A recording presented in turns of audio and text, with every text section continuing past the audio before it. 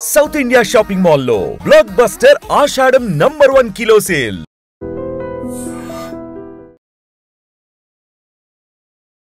ఏపీలో విషాదకర ఘటన చోటు చేసుకుంది. రోడ్డు ప్రమాదంలో 2 డిఎస్పీలు మరణించినటువంటి వార్త ఒక్కసారిగా దిగ్భ్రాంతికి గురి చేసిందని చెప్పొచ్చు. ఇద్దరు కూడా సెక్యూరిటీ వింగ్లో అలాగే ఇంటెలిజెన్స్ డిపార్ట్మెంట్లో 2 డిఎస్పీలుగా పనిచేస్తున్నారు. సో ఇద్దరు ఎలా అసలు ఈ రోడ్డు ప్రమాదం జరిగింది, ఎటు నుంచి ఎటువైపు వీరు ప్రయాణం కొనసాగిస్తూ ఉండగా ఒక లారీ అతివేగంగా వచ్చి ఈ వాహనాన్ని ఢీకొన్నట్టు తెలుస్తోంది. ఈ రోడ్డు ప్రమాదానికి సంబంధించి పూర్తి డీటెయిల్స్ చూద్దాం.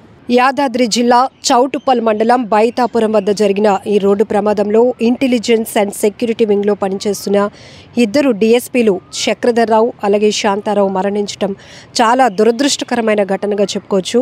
వారి కుటుంబ సభ్యులకు కూడా రాష్ట్ర ప్రభుత్వం తరపు నుంచి ప్రగాఢ సానుభూతి కూడా తెలియజేశారు సీఎం చంద్రబాబు. అలాగే హోమ్ మినిస్టర్ కూడా ట్విట్టర్లో పోస్ట్ చేయడం కూడా జరిగింది. కుటుంబానికి కాల్ చేసి వారికి ఓదార్పు కూడా చెప్పడం జరిగింది.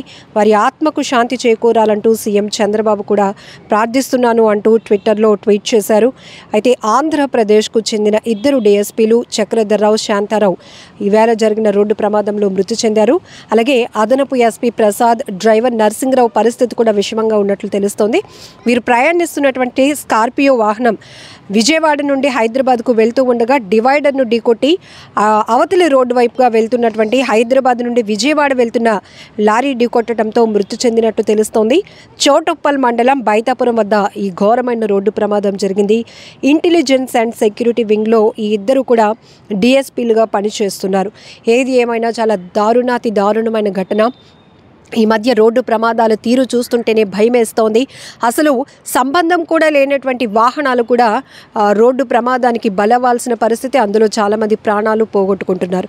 ఇప్పుడు వీరు ప్రయాణిస్తున్నటువంటి వెహికల్ కూడా అటువైపుగా వెళ్తున్నటువంటి డివైడర్ను ఢీకొట్టి అటువైపు రోడ్లో వెళ్తున్నటువంటి లారీని ఢీకొట్టిన పరిస్థితిగా తెలుస్తోంది. దీంతో 2 డిఎస్పీలుగా పనిచేస్తున్న వీరిద్దరూ కూడా అక్కడికక్కడే మరణించారు. మరో 2 తీవ్రంగా గాయపడటంతో వారిని రెస్క్యూ చేసి హుటాహుటిన స్థానికంగా ఉన్న హాస్పిటల్ కోసం అయితే హాస్పిటల్లో ట్రీట్మెంట్ నిమిత్తం తరలించడం జరిగింది. ఈ మధ్య భారీ వాహనాలు రోడ్లపై ప్రయాణించాలంటేనే ఒక రకమైన ప్యానిక్ వస్తుంది. ఎందుకంటే అసలు మనం అతివేగంగా వెళ్ళకపోయినా ఎటు నుంచి అతిగా స్పీడ్గా వచ్చి కంట్రోల్ తప్పి వెహికల్స్ మనపై దూసుకొస్తాయో అనే స్థాయిలో కొన్ని సీసీటీవీల్లో రికార్డ్ అవుతుంది. ఈ రోడ్ యాక్సిడెంట్ ఇన్సిడెంట్స్ చూస్తుంటే, ఆ దృశ్యాలు చూస్తుంటేనే ప్రతి ఒక్కరికి వణుకు పుడుతోంది. ఎందుకంటే ఫిట్నెస్ లేని వాహనాలు ఎక్కువగా రోడ్లపైకి రావటం, ఇలా ప్రమాదాలకు గురి కావటం, ప్రమాదాలు జరగటానికి కారణమవుతూ ఉండటం చాలా దిగ్భ్రాంతికరమైన విషయం. ఎంతోమంది ప్రాణాలు పోగొట్టుకుంటున్నారు. మొన్నను కూడా ఆటోని లారీ ఢీకొట్టిన ఘటనలో కూడా అక్కడికక్కడే స్పాట్లో 3 చనిపోయారు. ఓ మహిళ తీవ్రంగా గాయపడింది. ఇలా రోడ్డు ప్రమాదాలు జరుగుతున్న తీరు చూస్తుంటేనే భయమేస్తోంది. ఎక్కడికక్కడ రోడ్డు భద్రతకు సంబంధించి మేము పెద్ద ఎత్తున దాన్ని ట్రాఫిక్ మేనేజ్మెంట్ చేస్తున్నామని పోలీసులు చెప్తున్నప్పటికీ కూడా కొన్ని రోడ్డు ప్రమాదాల్లో అతి వేగమే ప్రధాన కారణమవుతోంది. వాహనాలపైకి దూసుకొస్తున్నాయి భారీ వాహనాలు, చెల్లాచెదురు అయిపోతున్నాయి. అందులో మనుషులు ప్రాణాలు పోగొట్టుకునే పరిస్థితి కూడా దాపురిస్తోంది. ఏది ఏమైనా చాలా తీవ్ర దిగ్భ్రాంతికరమైనటువంటి వార్త అని చెప్పుకోవచ్చు. ఇమీడియట్గా వీరిద్దరూ కూడా ఇంటెలిజెన్స్ అండ్ సెక్యూరిటీ వింగ్లో డిఎస్పీలుగా పనిచేస్తున్న విషయం పోలీసులు గుర్తించారు. అందులో ఎవరైతే క్షతగాత్రులుగా ఉన్నారో వారిని హాస్పిటల్ కూడా తరలించడం జరిగింది. దిగ్భ్రాంతి వ్యక్తం చేశారు ఏపీ సీఎం. అలానే పోలీస్ డిపార్ట్మెంట్ నుంచి కూడా ప్రతి ఒక్కరూ ఒక శోక సంద్రంలో మునిగిపోయినటువంటి పరిస్థితి. ఎందుకంటే పొద్దునకే జరిగిన ఈ ప్రమాదంలో ఒక్కసారిగా 2 కోల్పోవటం తమ డిపార్ట్మెంట్లో చాలా బాధాకరం అంటూ పోలీసులు కూడా తమ దిగ్భ్రాంతిని వ్యక్తం చేస్తున్నారు. ఏదేమైనా రోడ్డు ప్రమాదాల తీరు చూస్తుంటేనే మాత్రం భయం వేస్తోంది. నడుచుకుంటూ వెళ్తున్న వాళ్ళు, అసలు ఏ సంబంధం లేని వాళ్ళు కూడా ఒక్కొక్కసారి అనుకోని పరిస్థితుల్లో ప్రమాదానికి ఎలా గురవుతున్నారు, వారిపైన వాహనాలు ఎలా దూసుకొస్తున్నాయో ఆ ప్రమాద దృశ్యాలు చూస్తుంటేనే భయం వేస్తోంది. కొన్ని వాహనాలు అయితే పల్టీలు కొడుతున్నాయి, ప్రహారీ గోడల్ని ఢీకొంటున్నాయి, బ్రేకులు ఫెయిల్ అవుతున్నాయి, అదుపు తప్పుతున్నాయి, మరొక వాహనాలపైకి దూసుకొచ్చేస్తున్నాయి. ఈవెన్ జాతీయ రహదారులపై ట్రాఫిక్ సిగ్నల్స్ని కూడా అక్కడ వాహనాల్ని కంట్రోల్ చేయలేనటువంటి పరిస్థితిలో వాహనాలు అదుపు తప్పుతూ ప్రమాదానికి కారణమవుతూ ఉండటం చూస్తుంటే చాలా భయమేస్తోంది.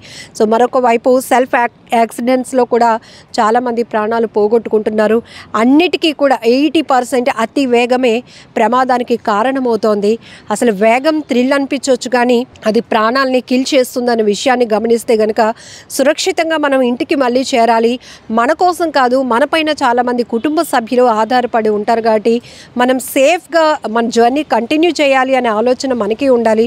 కొన్ని చోట్ల ప్రమాదాలని అయితే ఎవరు తప్పించలేరు. అసలు సంబంధం కూడా లేని వాళ్ళు కూడా ఒక్కోసారి ఇలాంటి రోడ్డు ప్రమాదాల్లో ప్రాణాలు పోగొట్టుకునే పరిస్థితి వస్తుంది. ఏది ఏమైనా కూడా ఈ ఘటన చాలా బాధాకరం అని చెప్పాలి. నిజంగా ప్రస్తుతం ఉన్నటువంటి సమాజం దేనికి ప్రయారిటీ ఇస్తుంది? ఆర్థిక సంబంధాల చుట్టూ మాత్రమే తిరుగుతోంది. మళ్ళీ ఎన్నికలంగానే చాలా విరక్తి కలుగుతాం. మంచి అనిపిస్తుంది కదా, లేడీస్ కూడా ఛాలెంజింగ్ జాబ్స్ చేసినప్పుడు చాలా బాగుంటది. ట్రాఫిక్ అసిస్టెంట్స్ గా నియమించిన ట్రాన్స్జెండర్స్ అందరితో సాల్యూట్ చేయించుకుంటున్నారు. ఫుడ్ డెలివరీ ఇవ్వటానికి వెళ్ళినటువంటి డెలివరీ బాయ్ అనిల్ పై కళ్ళ ముందు